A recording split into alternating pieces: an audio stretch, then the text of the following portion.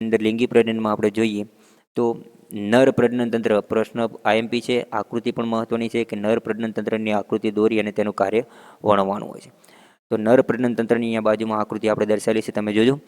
તો પ્રજનન કોષ, નર પ્રજનનનું કામ શું છે પ્રજનન તંત્રનું? તો કે પ્રજનન કોષો ઉત્પન્ન કરવાનું. મતલબ કે પ્રજનન કોષ મતલબ શું? અહીંયા મેં આકૃતિમાં દર્શાવે છે જે શુક્રકોષ દર્શાવે છે, બરોબર. તો એ જે નર પ્રજનન કોષ જેને કહીએ એ પ્રજનન કોષ ઉત્પન્ન કરે છે, તેમજ એને જનન કોષમાં ફલન કરવા સુધીનું, પહોંચાડવા સુધીનું જે અંગ કહેવાય ને, એ બંનેનું કામ કોણ કરે છે? નર પ્રજનન.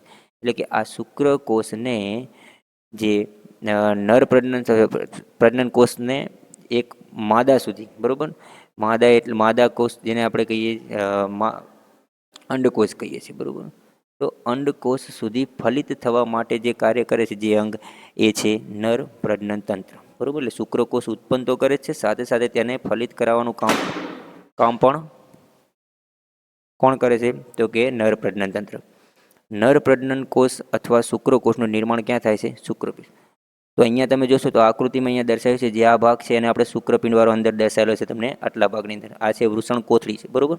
તો એ શુક્રપિંડ દર્શાવે છે. આ શુક્રપિંડની અંદર શુક્રકોષનું નિર્માણ થતું હોય છે. હવે શુક્રકોષ એ સૂક્ષ્મ સંરચના છે જેમાં મુખ્યત્વે આનુવંશિક પદાર્થો હોય છે. એટલે આ જે શુક્રકોષ દર્શાવે છે એ કેવી છે કે આની અંદર શું હોય છે? આનુવંશિક પદાર્થો હોય છે. એટલે જ્યારે આ પદાર્થો માતાના ગર્ભમાં અથવા અંડકોષની અંદર ફલિત થાય ને જે નવું સંતતિ ઉત્પન્ન થાય, એ નવી સંતતિની અંદર આનુવંશિક લક્ષણો હોય છે તેના પિતૃના. ઓકે, કેવો હોય છે? તો કે એમાં લાંબી પૂંછડી હોય છે, જે અહીંયા તમને દેખાય છે પૂંછડીવાળો ભાગ છે. તો એ પૂંછડી હોય છે જે શું કામ કરે છે? તો કે તેને માદા પ્રજનન કોષની તરફ તરવામાં મદદ થાય છે. આ પૂંછડીનું કામ પૂછે તો શું આવે છે? તો કે તેને માદા પ્રજનન કોષ જે અંડકોષ છે ત્યાં સુધી એને તરવા માટે મદદરૂપ થાય છે. હવે ઉદર ગુહાની બહાર જે વૃષણ કોથળી આવેલી છે, આ બહારની ભાગ આપણે વાત કરીએ, બરોબર. તો એ વૃષણ કોથળીમાં આવેલું હોય છે તેનું કારણ એ છે, પૂછે કે કેમ વૃષણ કોથળીમાં આવેલું હોય છે? કારણ કે તે શુક્રકોષના ઉત્પાદન માટે જરૂરી તાપમાન એ શરીરના તાપમાનથી કેવું હોય છે? ઓછું હોય છે. શરીરના તાપમાન કરતાં કેવું હોય? ઓછું હોય. આપણા શરીરની અંદર શુક્રકોષનું નિર્માણ 31°C થી 35°C વચ્ચે થતું હોય છે, બરોબર. આટલા તાપમાન જાળવાઈ રાખવું જરૂરી છે, એટલે એનું નિર્માણ આની અંદર થતું હોય છે. હવે ટેસ્ટોસ્ટેરોન નામનું જે અંતઃસ્ત્રાવ છે એ ઉત્પાદન તેમજ સ્ત્રાવના શુક્રપિંડની ભૂમિકા છે. મતલબ કે શુક્રપિંડની ભૂમિકા એની અંદર કેટલું ઉત્પાદન થાય છે એ કોના ઉપર ડિપેન્ડ કરે છે? તો કોણ કરે છે? તો કે ટેસ્ટોસ્ટેરોન નામનું જે અંતઃસ્ત્રાવ છે એ શુક્રકોષનું ઉત્પાદનની ભૂમિકા ભજવે છે. ત્યારબાદ વાત કરીએ તો શુક્રકોષના ઉત્પાદનનું નિયંત્રણ સિવાય પણ ટેસ્ટોસ્ટેરોનના બીજા અમુક કામ છે જે છોકરાઓમાં યુવાવસ્થાના લક્ષણોનું નિયંત્રણ કરે છે.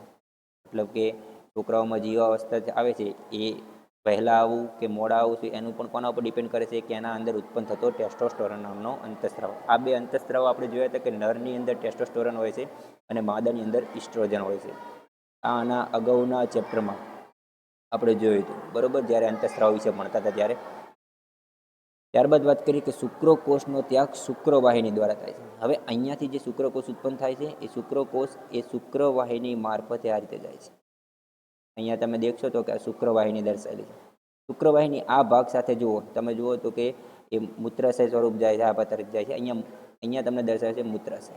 તો મૂત્રાશયની એક નલિકા અને જે શુક્રવાહિની છે બંને અહીંયાથી ભેગી થાય છે, એટલે એક સંયુક્ત નલિકા બનાવે છે, બરાબર.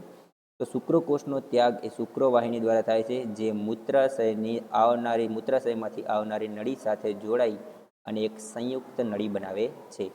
આમ મૂત્રમાર્ગ અને શુક્રકોષ તેમજ મૂત્ર બંનેના વહનનો માર્ગ એક જ હોય છે. અહીંયાથી તમે જોશો તો હવે મૂત્રનો ત્યાગ થાય અને શુક્રકોષનો ત્યાગ થાય, બંનેનો માર્ગ એક જ હોય, બરાબર. એ આ ભાગથી એક સંયુક્ત નલિકા બની જતી હોય છે, જે સ્ત્રીમાં આ રીતનું હોતું નથી. પુરુષમાં આ રીતે એક જ નલિકા હોય છે. શુક્રકોષ એક પ્રવાહી માધ્યમમાં આવે છે, જેના કારણે તેનું સ્થળાંતર સરળતાથી થતું હોય છે. મતલબ કે શુક્રકોષ જે નિકાલ થતો હોય છે એ એક પ્રવાહી માધ્યમમાં આવે છે.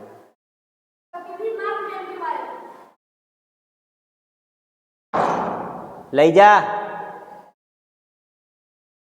આ રીતે એનો નિકાલ થતો હોય છે.